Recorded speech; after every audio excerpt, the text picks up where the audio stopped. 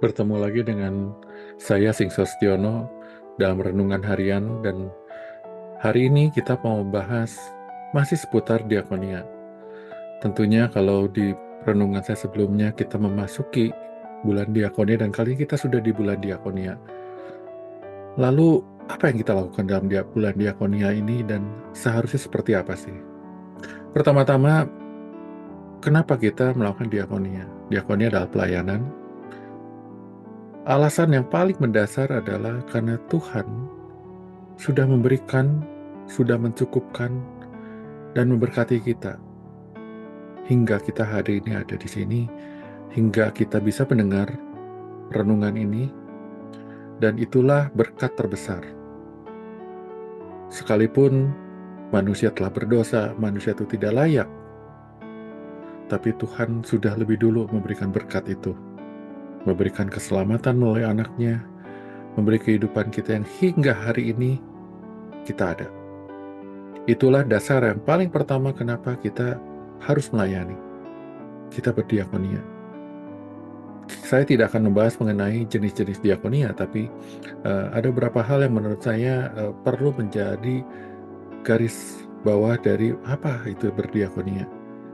Yang pertama adalah diakonia adalah bagian dari aktivitas hidup kita selama kita ada. Bukan di bulan diakonia, bukan pada saat kita diingatkan, bukan lagi kita mau. Diakonia, melayani Tuhan, itu adalah bagian dari kehidupan manusia selama manusia itu hidup. Dan yang harus dilakukan lebih lanjut lagi adalah, lantas kapan? Kapan saya mulai? Karena itu adalah bagian dari hidup kita, mulailah dari sekarang juga. Kesempatan itu diberikan pada kita karena hari ini kita ada, hari ini kita diberikan kehidupan oleh Tuhan. Disitulah kita harus sudah mulai melakukan diakonia. Tidak ada yang perlu ditunda. Karena kita tidak tahu 1 menit ke depan, 1 jam ke depan, hari besok, kesempatan itu masih diberikan atau tidak pada kita. Sehingga jangan sampai kita mulai kehabisan waktu atau kita sudah tidak punya kesempatan dan kita baru sadar kita belum melayani Tuhan. Dan hal yang paling sering juga ditanyakan adalah, boleh nggak nanti kalau saya sudah punya cukup uang, kalau nanti saya sudah punya tabungan yang cukup, atau pekerjaan saya sudah lebih stabil, karena saat ini saya belum bisa berbagi nih, saya belum bisa melayani karena waktu saya nggak cukup, karena uang saya belum ada. Saya pengen ngajak, yuk kita lihat dalam satu ayat di dalam satu kelompok ayat di dalam Matius 6, mulai ayat 25, saya bacakan. Karena itu aku berkata kepadamu, janganlah khawatir akan hidupmu, akan apa yang hendak kamu makan atau minum.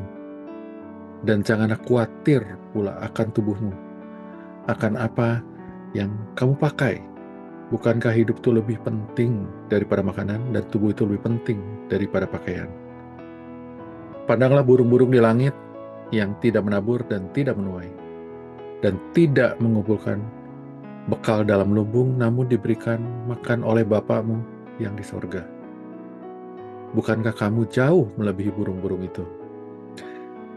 Siapakah di antara kamu yang karena kekhawatirannya dapat menambahkan sehasta saja pada jalan hidupnya?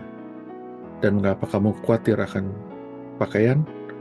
Perhatikan bunga bakung di ladang, yang tumbuh tanpa bekerja dan memintal. Namun aku berkata kepadamu, Salomo dalam segala kemegahannya tidak berpakaian seindah salah satu bunga itu. Dan jika demikian Allah mendadani rumput di ladang, yang hari ini ada dan besok dibuang dalam api, tidaklah Ia terlebih lagi mendadani kamu, hai orang yang kurang percaya.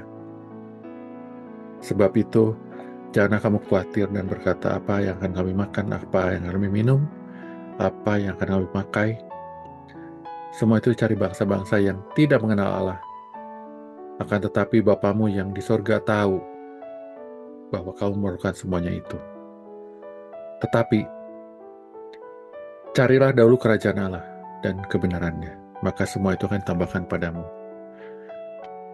Itu adalah dasar menurut saya Kenapa kita tidak perlu menunda, tidak perlu khawatir akan apa yang kita lakukan dalam diakonia ini. Yang terpenting adalah kita punya iman, karena Tuhan telah dahulu memberkati kita, telah Tuhan memberikan kehidupan pada kita, memberikan kesempatan pada kita. Disitulah kita harus segera melakukan diakonia, segera melayani, tidak ada yang ditunda, tidak ada yang ditunggu. Ingatlah, kesempatan itu tidak akan bisa kita kendalikan. Jadi sementara Tuhan memberikan kesempatan itu, gunakan sebaik-baiknya. Selamat berdiakonia, kiranya Tuhan memberkati kita semua. Amin.